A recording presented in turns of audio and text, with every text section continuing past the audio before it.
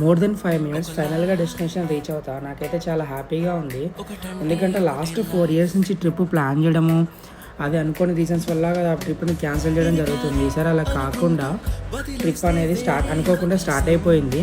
So I'm very excited. ఇంతకీ ఎక్కడికి వెళ్తున్నా అనుకుంటున్నారా? అది దా సర్ప్రైజ్.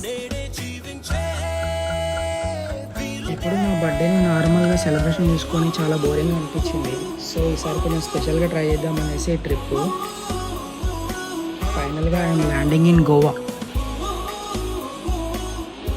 ఏ ఎక్స్పెక్టేషన్స్ ఏ ప్లానింగ్ లేకుండా ఈ ట్రిప్ అనేది అట్లా సెట్ అయిపోయింది. సో ఇలా ఏంటి అనేది ఏం తెలియదు. సో అక్కడికి వెళ్ళిన తర్వాత ఎలా ఉంటుంది ఏంటనేసి చూద్దాము. So watch on more videos and like and share subscribe. Finally Goa reached.